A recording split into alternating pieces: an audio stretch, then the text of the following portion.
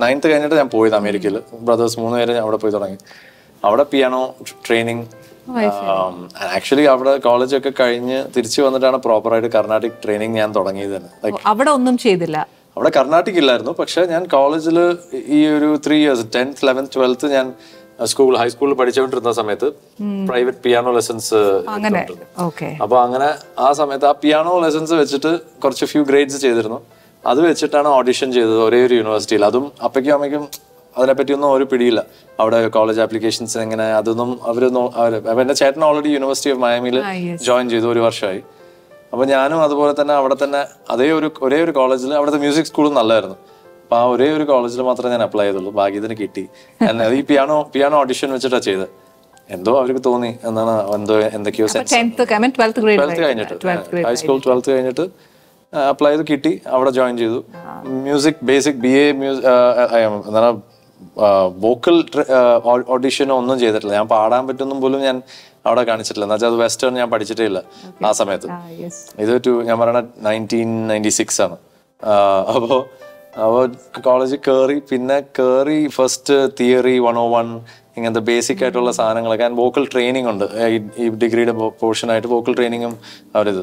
ആ വോക്കൽ ട്രെയിനിങ്ങിന് ടീച്ചറായിട്ട് ഇരുന്ന് പേഴ്സണൽ ക്ലാസ്സസ് തുടങ്ങിയപ്പോഴാണ് അവർ പറയുന്നത്, യു ആർ എ സിംഗർ, ഇത് vocal why are you not vocal principal instrument ആയിട്ട് വെച്ചിട്ട് എന്തുകൊണ്ട് ഡിഗ്രി ചെയ്യുന്നില്ല, വൈ ഇസ് കീബോർഡ് പെർഫോമൻസ്. ഞാൻ പറഞ്ഞു പിയാനോ വെച്ച് ഓഡിഷൻ ചെയ്തു.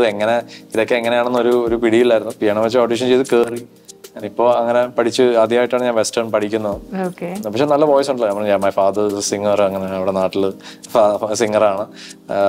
അങ്ങനെ കുറെ ഇന്ത്യൻസും കുറെ സൗത്ത് ഇന്ത്യൻസും മലയാളികളൊക്കെ ഉണ്ട്.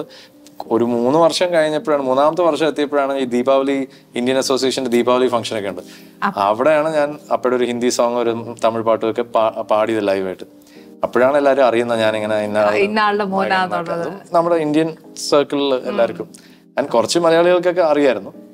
അപ്പൊ ഈ 12th കഴിഞ്ഞപ്പോഴത്തേക്ക് അപ്പ തന്നെ മനസ്സിലാക്കി മോന് തന്നെയാണ് ഇഷ്ടം? 12th കഴിഞ്ഞപ്പോഴല്ല, അതിനു മുമ്പ് തന്നെ ഞാൻ ഇവിടെ അമേരിക്കയിൽ പോണതിന് മുമ്പ് തന്നെ ഇവിടെ ഡിവോഷണലിനൊക്കെ ഈ മറ്റേ തരങ്ങണിയുടെ അയ്യപ്പ ഭക്തി ഗാനങ്ങളും ക്രിസ്ത്യൻ ഭക്തി ഗാനങ്ങളൊക്കെ കുറച്ച് അത് ചൈൽഡ് വോയിസ് ആയിരുന്നു. അത് കഴിഞ്ഞ് പിന്നെ അതൊരു ട്രൈ പോലെ അപ്പ തന്നതാണോ അതോ അപ്പന് മനസ്സിലാക്കിയിട്ട് അപ്പൻ ഒരുമാതിരി എനിക്ക് ഒരുമാതിരി ഇപ്പൊ കേൾക്കുമ്പോഴത്തേക്കും ഇപ്പൊ ആദ്യത്തെ ഫസ്റ്റ് ഇപ്പൊ ചില അയ്യപ്പ ഭക്തന്മാര് നമ്മളെ കാണുമ്പോഴത്തേക്കൊക്കെ പറയും പാദബലം തരണം അടിയനും, കൊച്ചിലെ ആ ശബ്ദത്തിൽ പാടിയതാണ്. അപ്പൊ ആ ഒരു ചൈൽഡ് വോയിസ് അത് വലിയൊരു സംഭവമായിട്ട് ഇപ്പൊ കേൾക്കുമ്പോൾ തോന്നുന്നില്ല.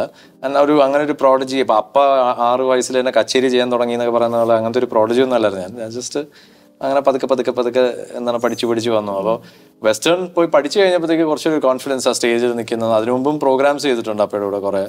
അതിലൊക്കെ ഈ കൊച്ചിലൊക്കെ ചൈൽഡ് വോയിസസ്. ഇപ്പൊ അഞ്ജലി ഞാൻ എൻ്റെ അനിയനും പാടുമായിരുന്നു ആ സമയത്ത് കുറച്ച്.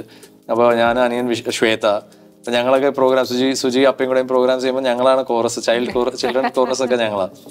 പിന്നെ അത് കഴിഞ്ഞ് കുറച്ച് കഴിഞ്ഞപ്പോൾ അമേരിക്കയിൽ പോയി തിരിച്ചു വന്നിട്ടാണ് കുറച്ചുകൂടെയും പ്രോഗ്രാംസ്, അല്ലെങ്കിൽ അതിനിടയ്ക്ക് കുറച്ച് പ്രോഗ്രാംസ്. ആ കോളേജിൽ ഇരുന്നപ്പോൾ 3.5 വർഷം പ്രോഗ്രാംസിന് പോയല്ലോ അപ്പോഴോട്.